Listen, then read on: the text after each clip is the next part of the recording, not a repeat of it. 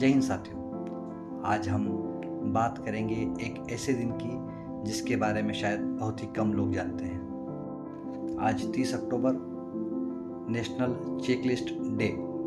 यह दिन लोगों को प्रतिदिन की चेकलिस्ट बनाने और अपने दैनिक जीवन में उसका महत्व बताने के लिए याद किया जाता है। चेकलिस्ट के बिना हमें ऐसा लग सकता है कि हम हवा में ही गेंदों के ढेरों करतब दिखा रहे हैं और उन्हें गिरने से रोकने की कोशिश कर रहे हैं। साधारण जीवन में लगभग हम प्रतिदिन कोई न कोई सामान्य चीज़ें या तो भूल जाते हैं या फिर उन्हें नज़रअंदाज कर देते हैं। हालांकि चेकलिस्ट बनाने की इस प्रोसेस में सफलता की गारंटी तो नहीं है, लेकिन लक्ष्य पाने की संभावना बहुत अधिक बन सकती है। अब हम जानने की कोशिश करेंगे इस दिन के इतिहास के बारे में। लेकिन अगर आप यह सोच रहे हैं कि किसी बुद्धिमान व्यक्ति ने इस दिन की शुरुआत की, तो आप बिल्कुल गलत सोच रहे हैं। इसकी शुरुआत हुई थी एक विमान हादसे के साथ। जी हाँ, बिल्कुल ही हैरान करने वाली बात है।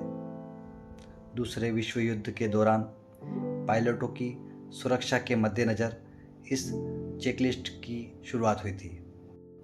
अब आप यह भी सोच सकते हैं कि पायलटों की सुरक्षा का इस चेकलिस्ट दिवस से क्या वास्ता। दरअसल पहली चेकलिस्ट 1935 में बोइंग 299B-17 विमान की एक दुर्घटना के बाद बनी थी। इस दुर्घटना में कई लोग घायल हुए थे और 2 लोगों की मृत्यु भी हुई थी। बोइंग 299 को उस समय का अत्याधुनिक विमान माना जाता था। दुर्घटना के बाद हुई जांच में पता चला कि पायलट एक छोटा सा काम करना भूल गया था और वो काम था एलिवेटर लॉक को बंद करना।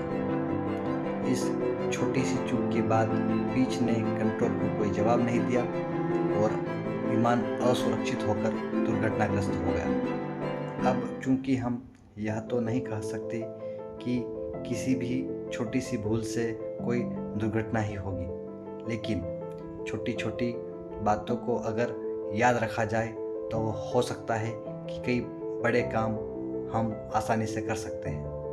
आज के इस नेशनल चेकलिस्ट डे पर हम अपने आप से ऐसा वादा करें कि प्रतिदिन अपनी एक चेकलिस्ट बनाएं और उसी लिस्ट के हिसाब से अपने कार्य योजना भी बनाएं ताकि कोई भूल ना हो।